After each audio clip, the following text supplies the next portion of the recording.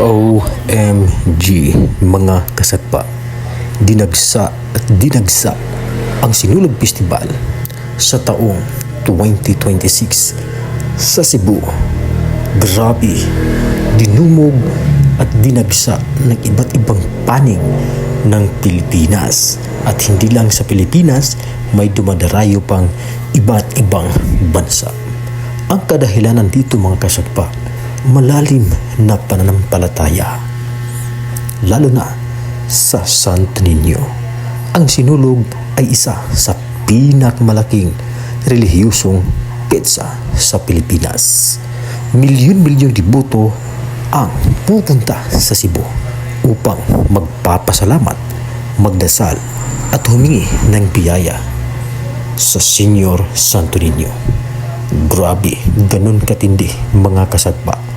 Malaking cultural at tourist attraction.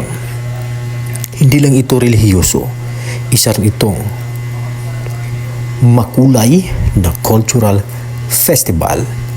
Maraming turista, lokal man o dayuhan, ang naakit sa street dancing, ingranding parada, makukulay na kasuotan at masayang selebrasyon. Grabe, yan po talaga ang realidad sa nangyayaring matinding competition sa selebrasyong Sinulog 2026.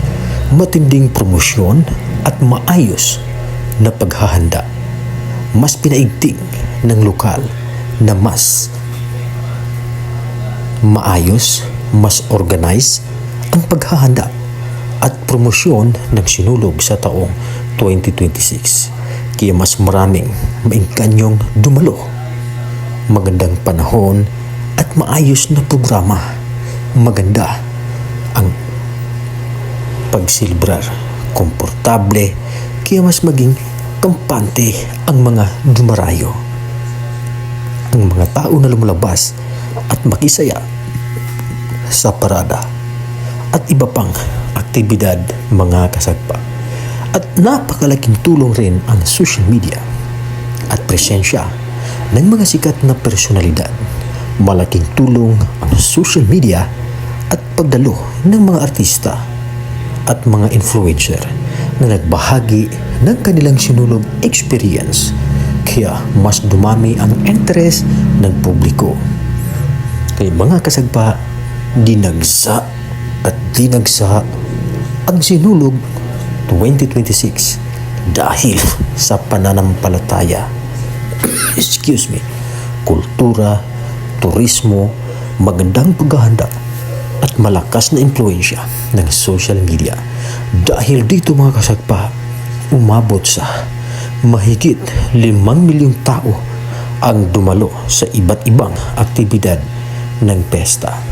Grabe mga kasagpa, kung makikita nyo sa video ay talagang nagsaya. O kahit hindi man tayo nakapunta doon sa lugar nila, pero makikita natin ang kanilang selebrasyon na talagang ang saya nila mga kasagpa. Lalong-lalo na sa mga celebrities or mga social media influencers na talagang nagtipon-tipon sila sa isang competition.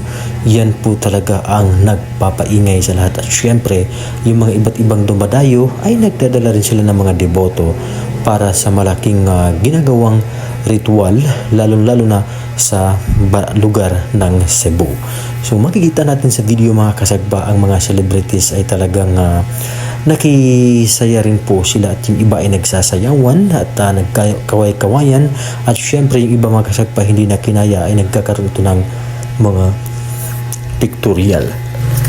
Yan po ay tinatawag na parang parada, at syempre pagkatapos ng lahat yan mga kasagpa, at isusunod din yan siguro ang pinakamalaking ritual sa buong rehiyon. So ating panoorin ang video or ating panoorin ang footage mga kasagpa, at para makikita din po natin ang kanilang sitwasyon. At syempre kung ikaw ay umabot dito sa video ito, at sana makikiusap lang po ako at manghingi ng suporta na huwag kalimutang mag-subscribe sa aking official YouTube channel, Mr. Kasagpa. At syempre, huwag kalimutang mag-like sa video ito. Maraming salamat po mga kasagpa.